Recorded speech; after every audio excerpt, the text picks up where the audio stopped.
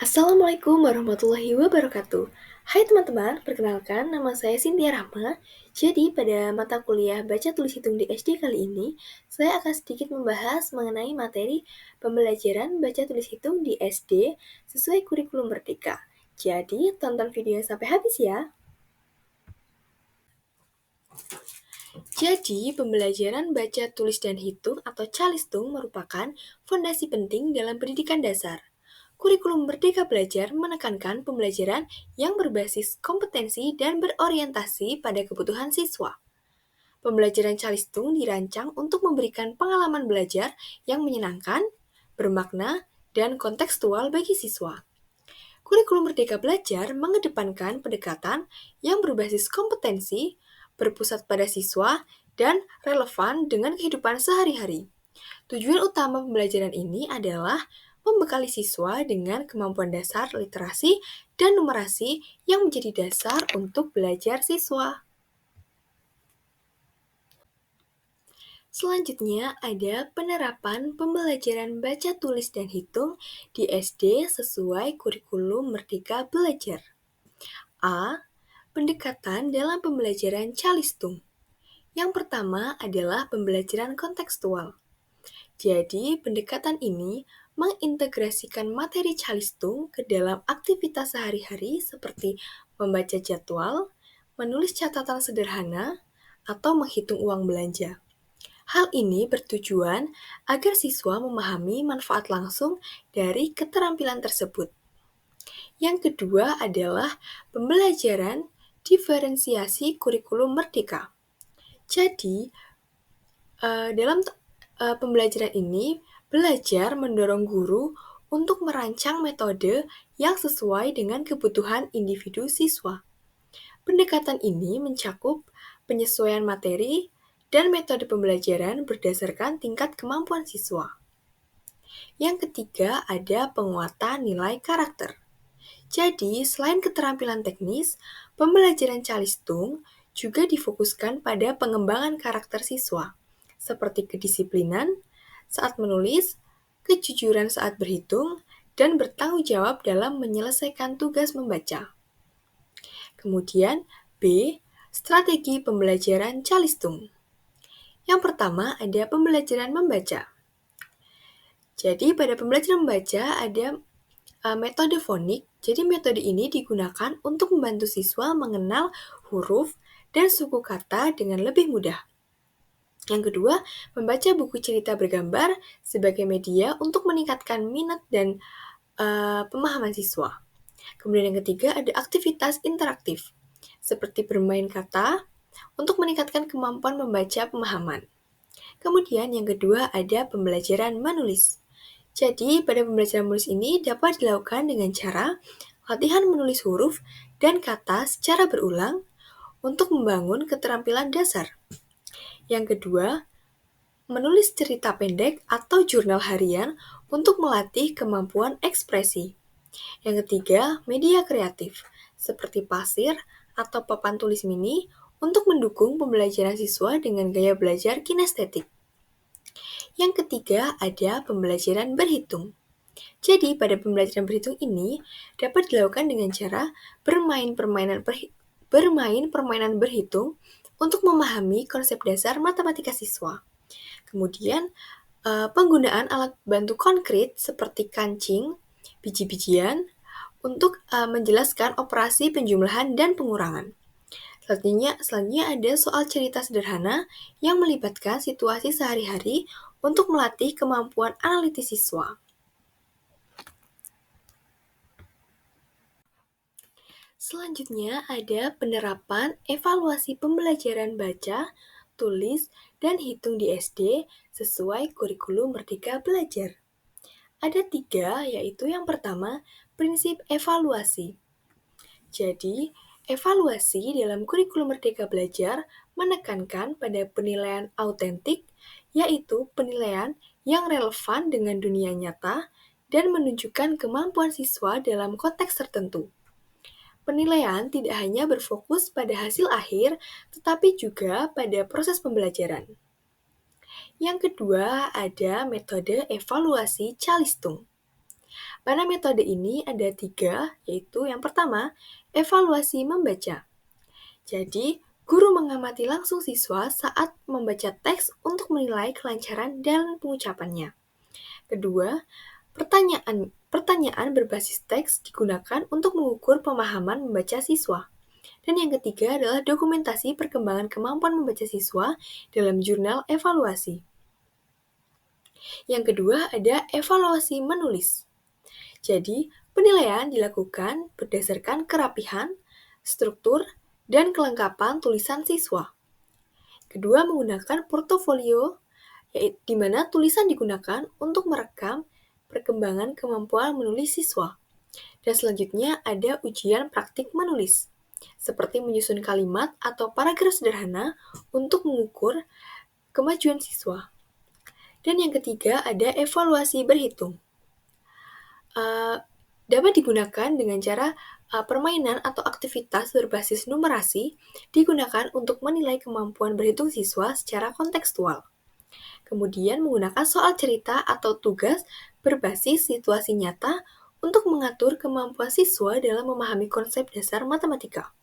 Kemudian ada observasi terhadap strategi yang digunakan siswa dalam menyelesaikan masalah matematis. Kemudian untuk penerapan evaluasi pembelajaran yang ketiga adalah umpan balik. Jadi, guru memberikan umpan balik yang spesifik dan konstruktif, di mana umpan balik ini membantu siswa memahami kekuatan dan area yang perlu diperbaiki, sehingga mereka dapat belajar dengan lebih percaya diri. Selanjutnya ada prinsip pembelajaran Calistung dalam kurikulum Merdeka. Yang pertama, berpusat pada peserta didik.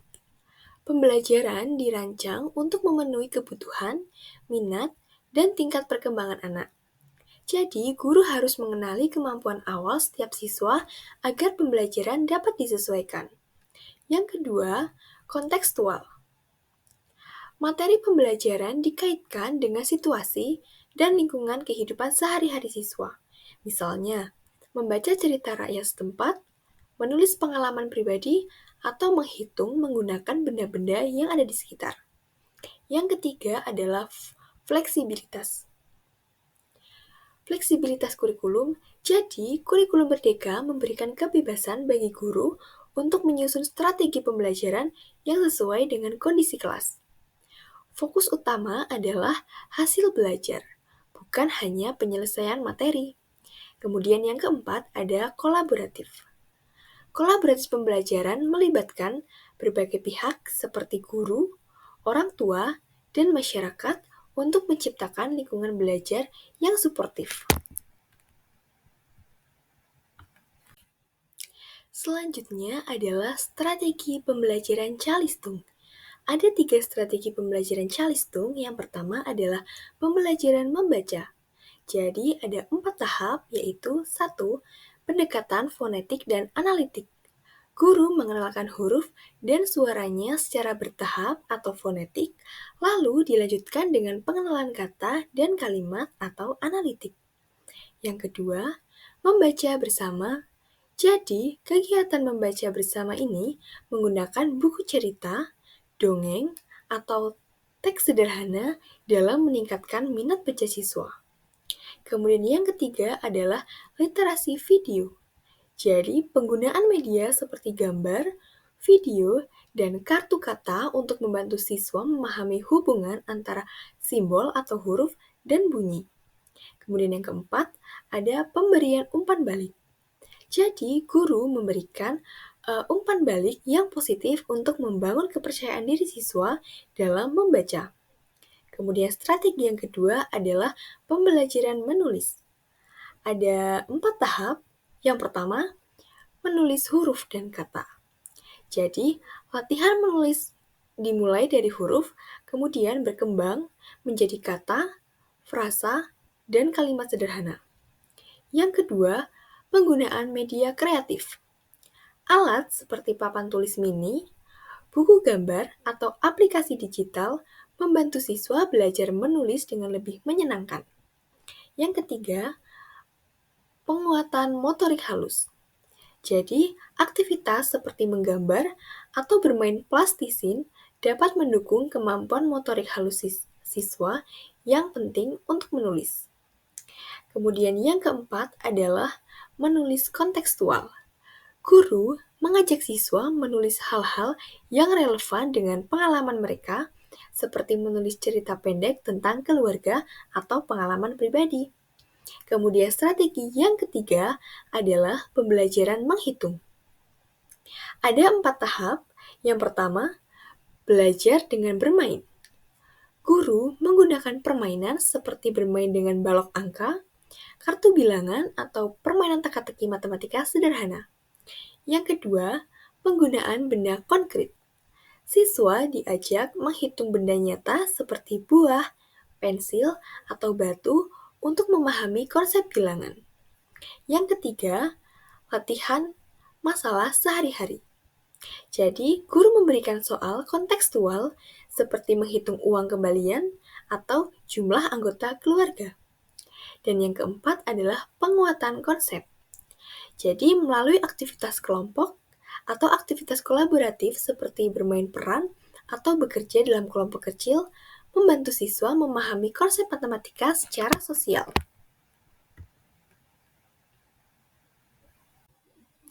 Selanjutnya ada penilaian pembelajaran Calistung.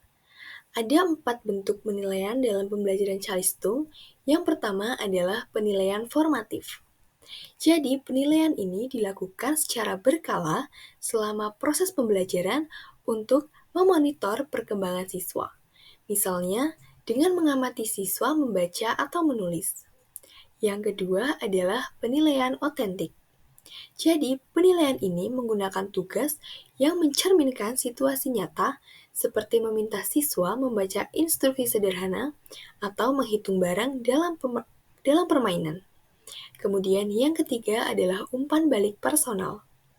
Jadi, guru memberikan saran spesifik kepada setiap siswa berdasarkan kemajuan dan kesulitan yang mereka hadapi. Kemudian yang keempat adalah portofolio dokumen. Portofolio dokumen hasil kerja siswa seperti tulisan tangan atau hasil hitungan dikumpulkan untuk mengevaluasi perkembangan secara keseluruhan. Selanjutnya ada peran guru serta kolaborasi dengan orang tua dan masyarakat. Peran guru dalam kurikulum merdeka ada 4. Yang pertama, fasilitator. Jadi, guru bertindak sebagai pembimbing yang membantu siswa menemukan cara belajar yang sesuai dengan kebutuhan mereka. Yang kedua, inovator. Guru dituntut untuk kreatif dalam menyusun metode dan media pembelajaran yang menarik. Yang ketiga, motivator. Guru memberikan dorongan kepada siswa untuk terus mencoba dan tidak takut gagal. Dan yang keempat, evaluasi berkelanjutan.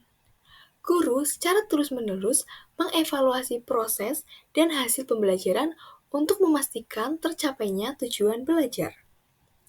Kemudian selanjutnya ada kolaborasi dengan orang tua dan masyarakat. Yang pertama, orang tua diharapkan mendampingi anak dalam belajar di rumah, menyediakan waktu untuk membaca bersama, dan memberikan motivasi. Yang kedua, melibatkan masyarakat. Guru dapat mengundang tokoh masyarakat seperti penulis lokal atau ahli matematika untuk berbagi pengalaman dengan siswa. Yang ketiga, menciptakan lingkungan literasi.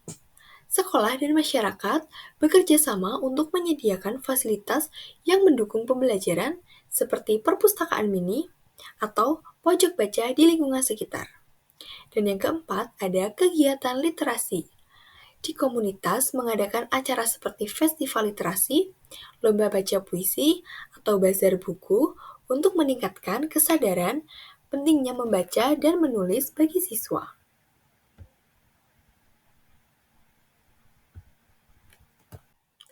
Jadi, kesimpulan pada materi kali ini adalah pembelajaran membaca, menulis, dan menghitung di SD menurut kurikulum Merdeka Belajar memberikan kebebasan kepada guru dan siswa untuk menciptakan pengalaman belajar yang bermakna dan relevan. Dengan pendekatan yang fleksibel dan kontekstual, siswa dapat mengembangkan kompetensi dasar secara optimal sesuai dengan kebutuhan dan kemampuan mereka. Kurikulum Merdeka menekankan pentingnya kolaborasi antara sekolah, orang tua, dan masyarakat untuk menciptakan lingkungan belajar yang mendukung. Guru berperan sebagai fasilitator, membantu siswa menggali potensi mereka melalui berbagai metode kreatif. Sedangkan orang tua dan masyarakat juga memiliki tanggung jawab untuk memberikan dukungan tambahan di lingkungan luar sekolah. Selain itu, pembelajaran Calistung tidak hanya bertujuan untuk meningkatkan kemampuan teknis siswa juga untuk menanamkan nilai-nilai seperti kemandirian, kepercayaan diri, dan kerjasama. Sekian video pemaparan materi yang dapat saya sampaikan. Kurang lebihnya saya mohon maaf. Semoga bermanfaat. Saya akhiri. Wassalamualaikum warahmatullahi wabarakatuh. Sampai bertemu di video selanjutnya.